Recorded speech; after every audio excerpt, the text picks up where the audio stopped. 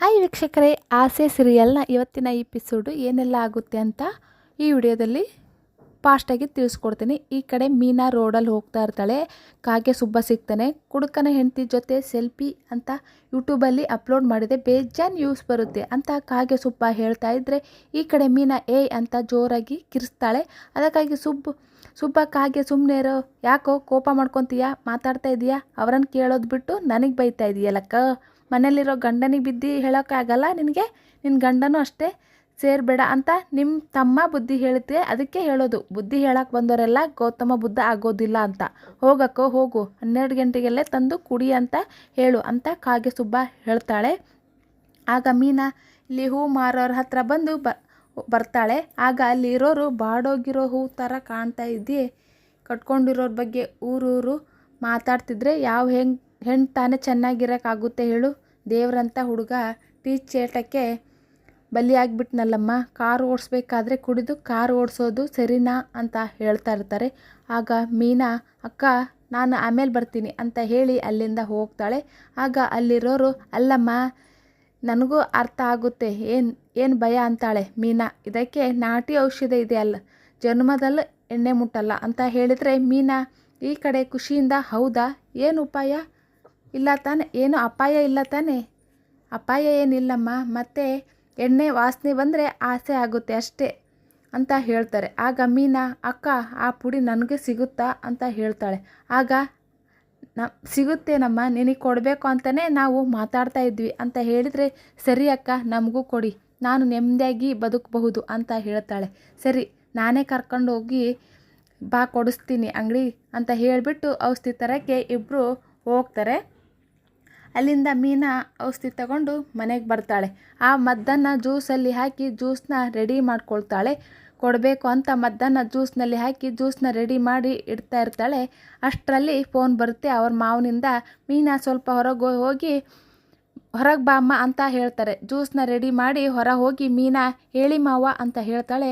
ಆಗ ಅವ್ರ ಮಾವ ಆಫೀಸ್ನಲ್ಲಿ ನಮ್ಮ ಜೊತೆ ಕೆಲಸ ಮಾಡೋರ ಮಗನ ಮದುವೆ ನಿಶ್ಚಿತಾರ್ಥ ಅಂತೆ, ಅದಕ್ಕೆ 50 ಮೊಳ ಕಟ್ಟಿ ಹೂವು ಹಾರ ಬೇಕಂತ ಅಡ್ವಾನ್ಸ್ ಕೊಟ್ಟಿದ್ದಾರೆ, ತಗೋತಾಯಿ ರೆಡಿ ಮಾಡು ಅಂದು ಕೊಡ್ತಾರೆ. ಆಮೇಲೆ ಸೂರ್ಯ ಬಂದು ಅಂತ ಕೇಳ್ತಾಳೆ. ಆಗ ಮೀನಾ ಇಲ್ಲ ಮಾವ ಅಂತ ಕೇಳ್ತಾಳೆ. ಜೋರಾಗಿ ಬೇಜಾರಾಗಿದ್ದೇನೆ ನಮ್ಮ ಅಂತ ಕೇಳಿದರು. ಅಷ್ಟು ಸೀರಿಯಸ್ ಆಗಿ ತಗೊಳ್ತಾ ಇರಲಿಲ್ಲ. ಆದರೆ ನೀವು ಅಂದಿದ್ದ ಮಾತು ಅವರಿಗೆ ತಡ್ಕೊಳಕ್ಕೆ ಆಗ್ತಾ ಇಲ್ಲ ಮಾವ, ಪರವಾಗಿಲ್ಲಮ್ಮ, ಅವನು ಬೇಜಾರಾಗಿರಲಿ, ಆಗ್ಲಾದರೂ ಬದಲಾಗ್ತಾನೆ, ನೋಡೋಣ ಅಂತ ಹೇಳ್ತಿದ್ರೆ ಸೂರ್ಯ ಈ ಕಡೆ ತುಂಬಾ ದುಃಖ ಪಡ್ತಾ ಇರ್ತಾನೆ.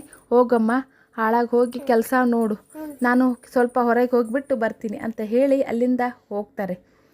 ಈ ಕಡೆ ಶಾಂತಿ ಅಡುಗೆ ಮನೆಗೆ ಬಂದುಬಿಟ್ಟು ಏನಿದ್ದು ಜ್ಯೂಸ್ ಮಾಡಿದ್ದಾಳೆ ಅಲ್ಲ, ನಾನು ಇವಳಿಗೆ ಜ್ಯೂಸ್ ಮಾಡೋಕ್ಕೆ ಹೇಳಿ ಇಲ್ವಲ್ಲ, ಅವಳ ಗಂಡನಿಗೆ ಜ್ಯೂಸ್ ಮಾಡಿದ್ದಾಳೆ ಅಂದರೆ ಏನು ಮಾಡೋದು, ಅವನು ಈ ಜ್ಯೂಸ್ನೆಲ್ಲ ಕುಡಿಯಲ್ವಲ್ಲ, ಅವನು ಜ್ಯೂಸ್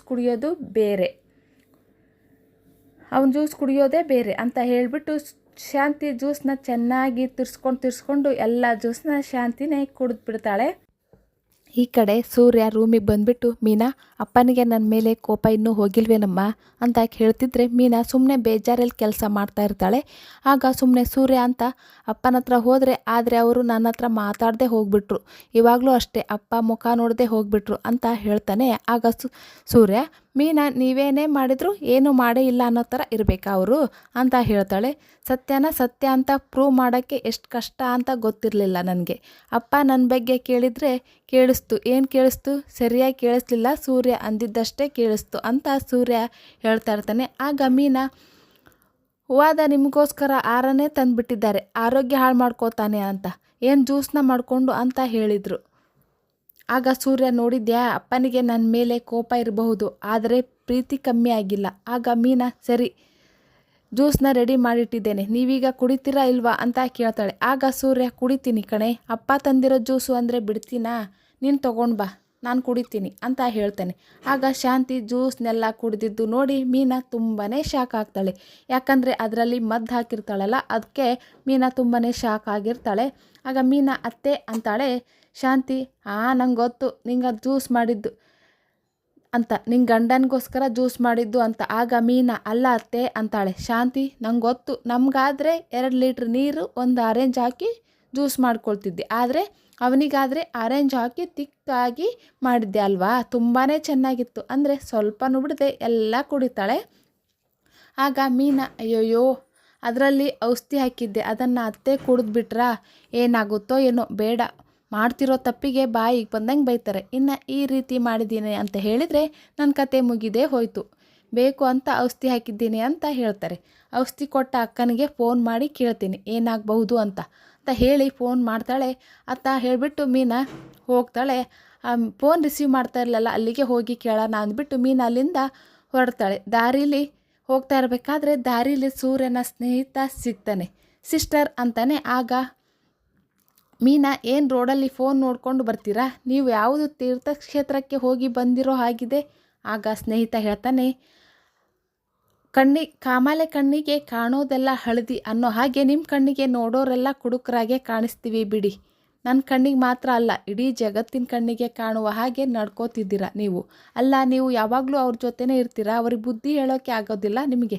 ಕೆಲಸದ ಟೈಮಲ್ಲಿ ಕಂಠ ಪೂರ್ತಿ ಕುಡಿತಾ ಇದ್ದಾರೆ, ಅವ್ರಿಗೆ ಬುದ್ಧಿ ಹೇಳೋಕೆ ಆಗೋದಿಲ್ಲ ನಿಮಗೆ ಅಂತ ಮೀನಾ ಹೇಳ್ತಾಳೆ. ಬುದ್ಧಿ ಹೇಳೋಕ್ಕಾಗಿರೋದು ನಿಮಗೆ ಸಿಸ್ಟರ್, ಮದುವೆಯಾಗಿ 1 ವರ್ಷ ಆಗ್ತಾ ಬಂತು. ಅವನೇನು ಅಂತ ನಿಮಗೆ ಗೊತ್ತಾಗ್ಲಿಲ್ವಾ? ನೀವು ಕೊಡ್ತಿರೋ ಕಾರ್ನ ತೇರಿನ ಥರ ನೋಡ್ಕೋತಾ ಇದ್ದಾನೆ ಅವನು. ಅದಕ್ಕೆ ಅಪಚಾರ ಮಾಡ್ತಾನ. ಅವನು ಕೊಡಬೇಕು ಅನಿಸಿದರೆ ಕುಡಿದು ಸೆಟ್ಟಲ್ಲೋ ಹೋಗಿ ಮಲ್ಕೋತಾನೆ ಹೊರತು ಬೇರೆ ಯಾರಿಗೂ ಹಿಂದ್ಗಡೆ ಕೂರಿಸ್ಕೊಂಡು ಅವ್ರ ಜೊತೆ ಆಟ ಆಡಲ್ಲ. ಕುಡಿದು ಸೈಕಲ್ ಓಡಿಸ್ತೀನಿ ಅಂದರೆ ನಮಗೆ ಬುದ್ಧಿ ಹೇಳೋನು ಅವನು ಈ ಕೆಲಸ ಮಾಡ್ತಾನೆ ಸಿಸ್ಟರ್. ನಂಬಿಕೆ ಇನ್ನೊಂದು ಹೆಸರು ಅಂತವನು ನಿಮ್ಮನ್ನು ನಂಬಿದ್ದಾನೆ. ಈ ಸಮಯದಲ್ಲಿ ಬೇಜಾರಲ್ಲಿ ಕೇಳ್ತಾ ಇರ್ತಾಳೆ ಮೀನಾ, ಏನೋ ತಪ್ಪಾಗಿದೆ, ಅದನ್ನು ನೀವು ಸರಿ ಮಾಡಿ ಸಿಸ್ಟರ್ ಅಂತ ಹೇಳಿಬಿಟ್ಟು ಅಲ್ಲಿಂದ ಇಬ್ಬರು ಹೊರಡ್ತಾರೆ. ಈ ಕಡೆ ಶಾಂತಿ ಜ್ಯೂಸಲ್ಲಿ ಹಾಕಿರೋ ಔಷಧಿ ಕುಡ್ದಿರ್ತಾಳೆ. ಅದಕ್ಕೆ ಹೊಟ್ಟೆ ನೋವು ಬರ್ತಾ ಇರುತ್ತೆ. ಅಯ್ಯೋ ಇಷ್ಟೊತ್ತು ಚೆನ್ನಾಗೇ ಇದ್ನೆಲ್ಲ, ಹೊಟ್ಟೆ ಉರಿತಾ ಇದೆ, ಎದೆನೂ ಉರಿತಾ ಇದೆ. ಆ ಕಡೆಯಿಂದ ಈ ಕಡೆಯಿಂದ ಓಡಾಡ್ಕೊಂಡು ಇರ್ತಾಳೆ. ಆಗ ಕಸ್ತೂರಿ ಬರ್ತಾಳೆ. ಶಾಂತಿ ಅಂತ. ಆಗ ಶಾಂತಿ, ಬಾ ಕಸ್ತೂರಿ, ಬಾ ಕೂತ್ಕೋ, ಹೇಗಿದ್ದೀಯಾ, ಚೆನ್ನಾಗಿದ್ದೀಯನಮ್ಮ ಅಂತ ಹೇಳಿ ಇಬ್ಬರು ಕೂತ್ಕೊಂಡು ಮಾತಾಡ್ತಾ ಇರ್ತಾರೆ. ಆಗ ಕಸ್ತೂರಿ, ಶಾಂತಿ, ನೀವು ಒಂದು ಯೂಟ್ಯೂಬ್ ಚಾನಲ್ನ ಓಪನ್ ಮಾಡಿ ಮನೆಯಲ್ಲಿ ನಡೆಯೋದನ್ನು ಕಂಟೆಂಟ ಕತೆ ಮೂಲಕ ಹೇಳಿ ತಿಂಗಳಾದರೆ ಒಳ್ಳೆ ಪ್ರಾಫಿಟ್ ಮಾಡಬಹುದು ಅಂತ ಹೇಳ್ತಾಳೆ. ಅಯ್ಯೋ ಅದೇನೋ ಪ್ರಾಫಿಟ್ ಸುಮ್ಮನಿರು ಕಸ್ತೂರಿ, ಅದೇನಂತ ಸರಿಯಾಗಿ ಹೇಳು. ಅಯ್ಯೋ ನಿನ್ನ ಮಗನ ವಿಚಾರ ಊರಿಗೆ ಮಾತಾಡ್ತಿದ್ದೆ, ಅಲ್ಲೇ ಟ್ರೆಂಡಿಂಗ್ನಲ್ಲಿದ್ದಾನೆ, ಇದನ್ನು ಯೂಸ್ ಮಾಡಿಕೊಂಡು ಯೂಟ್ಯೂಬಲ್ಲಿ ಬಿಡು, ವ್ಯೂಸ್ ಜಾಸ್ತಿ ಆಗಿದ್ದಾಗೆ ಯೂಟ್ಯೂಬರ್ ದುಡ್ಡು ಕೊಡ್ತಾರೆ ಕಣೆ. ಅಯ್ಯೋ ಕರ್ಮ, ಮುರ್ಕೊಂಡು ತಿನ್ನೋರು ಮನೆಗೆ ಉರ್ಕೊಂಡು ತಿನ್ನೋರು ಬಂದಂಗೆ ಬರ್ತೀಯಲ್ಲಿ ನೀನು. ಮೊದಲೇ ನನ್ನ ಹೊಟ್ಟೆ ಉರಿತಾ ಇದೆ, ಏನೇ ನೀನು ದುಡ್ಡು ಮಾಡೋ ದಾರಿ ತೋರಿಸಿದ್ರು ಹೀಗಾಡ್ತೀಯಾ? ಆಗ ಶಾಂತಿ, ನಿಧಾನಕ್ಕೆ ಮಾತಾಡು, ಹೊಟ್ಟೆ ನೋವಾಗ್ತಾ ಇದೆ. ಏನೂ ಗೊತ್ತಿಲ್ಲ ಕಣೆ, ಇದ್ದಕ್ಕಿದ್ದಾಗೆ ಹೊಟ್ಟೆ ಹೊಟ್ಟೆ ನೋವು. ಅಯ್ಯೋ ಶಾಂತಿ, ಏನೇ ಅದು ಗುಡುಗುಡು ಅಂತ ಸೌಂಡ್ ಬರ್ತಾ ಇದೆ.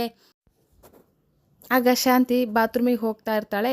ಆಗ ಶಾಂತಿ ಏನಾಯ್ತೆ, ಯಾಕೆ ಅಂತ ಕಸ್ತೂರಿ ಈ ಕಡೆ ಕೇಳ್ತಾ ಇರಬೇಕಾದ್ರೆ ಶಾಂತಿ ಪದೇ ಬಾತ್ರೂಮಿಗೆ ಹೋಗ್ತಾ ಇರ್ತಾರೆ. ಹೊಟ್ಟೆ ನೋವು ತುಂಬಾ ಜಾಸ್ತಿ ಆಗಿರುತ್ತೆ. ಆಗ ಕಸ್ತೂರಿ, ಏನಾಯಿತು, ನೀರು ಕೊಡ್ಲಾ ಅಂತ ಕೇಳ್ತಾಳೆ. ಅಷ್ಟರಲ್ಲಿ ಮನೋಜ, ರೋಹಿಣಿ ಬಂದು, ಅಮ್ಮ ತಿನ್ನಕ್ಕೆ ಏನಿದೆ ಅಮ್ಮ, ಹೊಟ್ಟೆಯಲ್ಲಿ ಸಂಕಟ ಆಗ್ತಾ ಇದೆ. ಆ ಕಡೆ ಶಾಂತಿ ತುಂಬಾ ಸುಸ್ತಾಗಿ, ಅಯ್ಯೋ ವಕ್ರದನೆ, ಹೋಗೋ ಸುಮ್ಮನೆ ಅಂತ ಹೇಳಿ ಮತ್ತೆ ಬಾತ್ರೂಮಿಗೆ ಹೋಗ್ತಾಳೆ. ಆಗ ಮನೋಜ, ಕಸ್ತೂರಿ ಆಂಟಿ ಏನಾಗಿದೆ ಅಮ್ಮನಿಗೆ? ಆಗ ಕಸ್ತೂರಿ, ಅಯ್ಯೋ ರಿಸರ್ಚ್ ನಡೀತಾ ಇದೆ, ರಿಸಲ್ಟ್ ಬರಬೇಕಷ್ಟೇ ಅಂತ ಹೇಳ್ತಾಳೆ.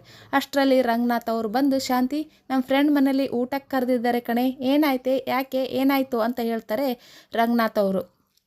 ಶಾಂತಿ ತುಂಬಾ ಸುಸ್ತಾಗಿ ಜ್ಞಾನ ತಪ್ಪಿ ಬೀಳ್ತಾಳೆ. ಅಷ್ಟರಲ್ಲಿ ಮನೆಯವರೆಲ್ಲರೂ ಬಂದು, ಅಮ್ಮ ಏನಾಯ್ತಮ್ಮ, ಏನು ಮಾಡೋದು ಇವಾಗ ಅಂತ ಸೂರ್ಯ ಕೇಳ್ತಾನೆ.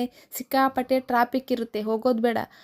ಆಗ ರೋಹಿಣಿ ಹೇಳ್ತಾಳೆ, ಹಾಸ್ಪಿಟ್ಲಿಗೆ ಕರ್ಕೊಂಡು ಹೋಗೋಣ ಅಂತ. ಆವಾಗ ಸೂರ್ಯ, ಟ್ರಾಫಿಕ್ ಇರುತ್ತೆ, ಹೋಗೋದು ಬೇಡ, ಈಗ ಹತ್ರದಲ್ಲೇ ಗೊತ್ತಿರೋ ಡಾಕ್ಟರ್ ಇದ್ದಾರೆ, ಹೋಗಿ ಕರ್ಕೊಂಡು ಬರ್ತೀನಿ ಅಂತ ಹೇಳಿಬಿಟ್ಟು ಸೂರ್ಯ ಅಲ್ಲಿಂದ ಹೋಗ್ತಾನೆ. ಅಷ್ಟರಲ್ಲಿ ಈ ಎಪಿಸೋಡು ಮುಗಿಯುತ್ತೆ. ನಾಳಿನ ಸಂಚಿಕೆಯಲ್ಲಿ ಸೂರ್ಯ ಪೊಲೀಸ್ ಸ್ಟೇಷನ್ಗೆ ಹೋಗಿರ್ತಾನೆ. ಪೊಲೀಸು ಮತ್ತೆ ಕುಡ್ದಿದ್ದೀಯೇನೋ ಅಂತ ಹೇಳ್ತಾರೆ. ಆಗ ಸೂರ್ಯ, ಇಲ್ಲ ಸರ್, ನಿನ್ನೇನು ಕುಡ್ದಿರಲಿಲ್ಲ, ಸರಿಯಾಗಿ ಚೆಕ್ ಮಾಡದೆ ಕಾರ್ನ ತಂದುಬಿಟ್ಟಿದ್ದಾರೆ. ಆಗ ಪೊಲೀಸ್ ತುಂಬಾ ಜೋರು ಮಾಡ್ತಾನೆ. ಆಗ ಇನ್ನೊಬ್ಬ ಪೊಲೀಸ್ ಇದನ್ನು ಕಾರು ಕೋರ್ಟಿಗೆ ಹೋಗಿ ಆಗಿದೆ, ಕಾರ್ನ ನೀನು ಅಲ್ಲಿಂದನೇ ತಗೋ ಅಂತ ಹೇಳ್ತಾರೆ. ಸೂರ್ಯನಿಗೆ ತುಂಬಾ ಬೇಜಾರಾಗಿ ಕಣ್ಣಲ್ಲಿ ನೀರು ಬರ್ತಾ ಇರುತ್ತೆ. ಈ ಕಡೆ ಮೀನಾ ಬಾರ್ಗೆ ಬಂದುಬಿಟ್ಟು, ನಿಮ್ಮ ಬಾರಲ್ಲಿ ಎಲ್ಲ ಕಡೆ CC ಕ್ಯಾಮ್ರಾ ಇಟ್ಟಿದ್ದೀರಲ್ಲ, ಅದನ್ನು ನೋಡಿದರೆ ಸತ್ಯ ಏನು ಅಂತ ಗೊತ್ತಾಗ್ಬೋದು ಸರ್ ಅಂತ ಕೇಳ್ತಾ ಇರ್ತಾಳೆ. ಅಲ್ಲಿಗೆ ಈ ಎಪಿಸೋಡು ಮುಗಿಯುತ್ತೆ. ನಾಳಿನ ಸಂಚಿಕೆಯಲ್ಲಿ ಏನೆಲ್ಲ ಆಗುತ್ತೆ ಎಂದು ಇನ್ನೊಂದು ವಿಡಿಯೋದಲ್ಲಿ ತಿಳಿಸ್ಕೊಡ್ತೀನಿ. ಈ ವಿಡಿಯೋ ಇಷ್ಟ ಆಗಿದ್ದರೆ ಪ್ಲೀಸ್ ಒಂದು ಲೈಕ್ ಮಾಡಿ, ಶೇರ್ ಮಾಡಿ, ಕಮೆಂಟ್ ಮಾಡಿ. ಧನ್ಯವಾದಗಳು.